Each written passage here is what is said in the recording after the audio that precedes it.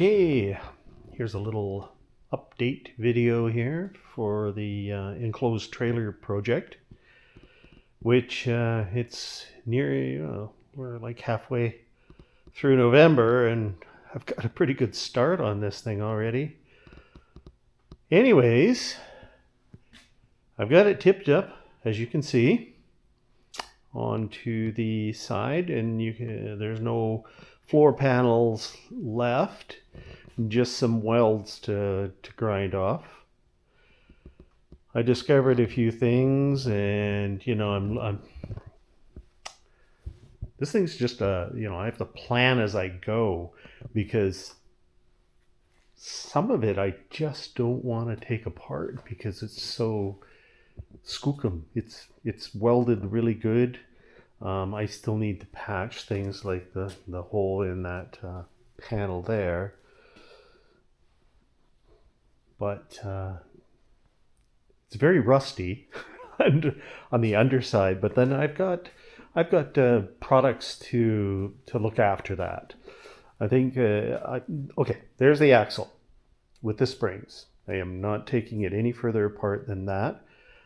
I did get the bolts out of the springs. That axle weighs over 100 pounds. So I wasn't going to be able to tip this thing over with that on there. Plus those floor panels, which there's all the pieces right there.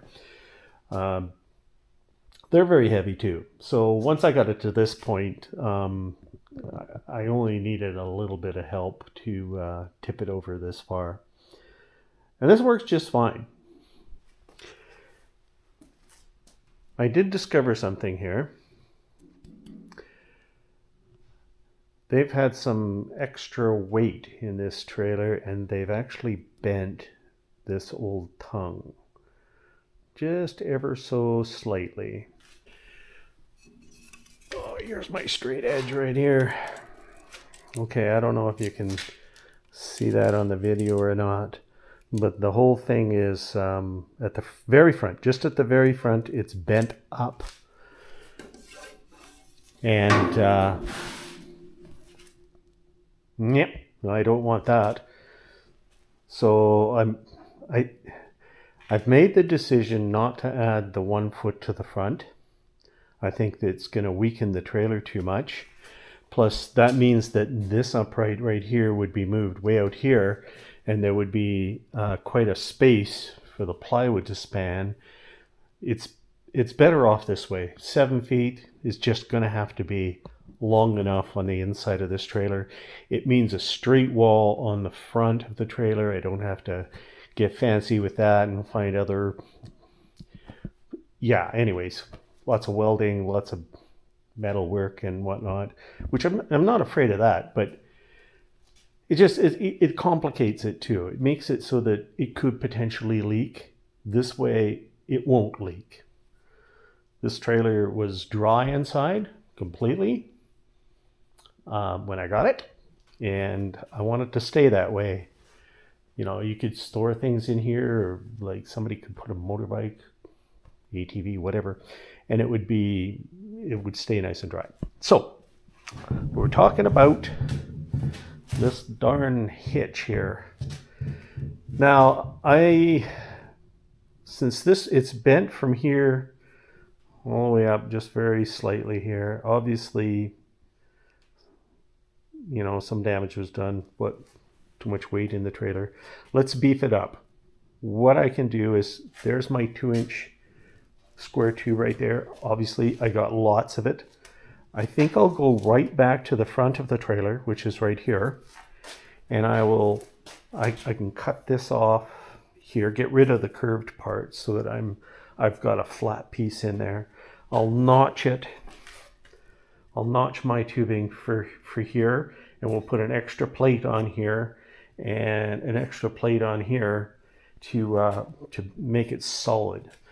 And I'll still extend my hitch out. I needs more hitch length for sure in order to balance this trailer out better. A spare tire on the front is going to help. A jack on the front is going to help with the tongue weight a little bit. I mean, it's still going to have a fairly light tongue weight, probably 100 pounds, maybe not even that. You'll still be able to pick it up, but at least it'll be better than it was. It'll also pull better. It'll track better. Just, I know from experience that trailers that have long tongues, like boat trailers, for example, they just tow better. The further back the wheels are, the better. But you also want the wheels to be in a place where they bear the weight more than the tongue. It's a balancing thing. So this trailer will work even better with a longer tongue. We will provide it with that.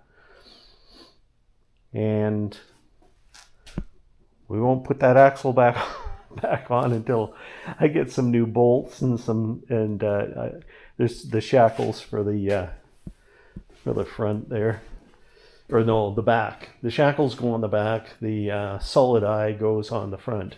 That's the way it is right here. You can see my screwdriver stuck in where the shackles would go, and then the solid front there. They were rusted, seized right up, and not doing anything. In other words, the suspension wasn't working. There they go. And what was rusted is not so much inside the brass bushings in the springs, but these shackles were rusted to the sides of the springs. Yeah, nothing was moving. So anyways, we got all these parts here that I probably won't be using anymore. Sadly, I actually cut one, and oops, that was a mistake. I was trying to hammer it through this way, and it actually should have gone out the other way. Oh no, oh well. Would have worked. Yeah, whatever. New bolts is a good thing. The new bolts have don't rely on these are castle nuts with cotter pins. The new bolts don't rely on that. They are a locking nut on the bolts. They're a heavy grade of bolt. They withstand a lot. So that'll be a bit of an improvement for it. I'm not worried about the hubs. They were all greased up there. I'm gonna redo the bearings and stuff. Not new bearings, just re-grease the bearings and clean everything all up. Everything will be painted. Probably gonna paint the frame black. Sounds boring, but I already have some black paint.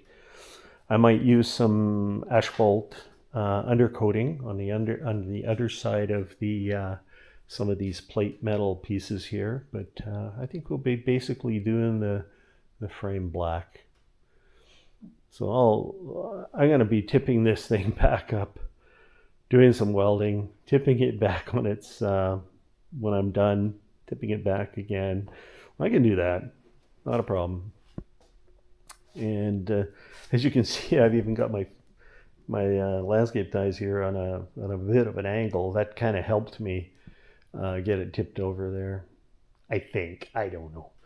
Anyways, it's fine the way it is. Because of those uprights, which I don't want to disturb, it sits there just fine. Yeah.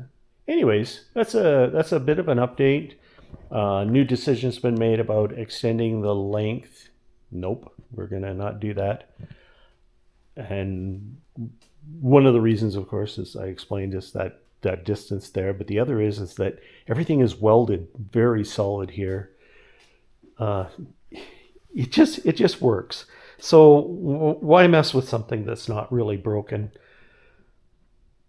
Okay, that's the end of this.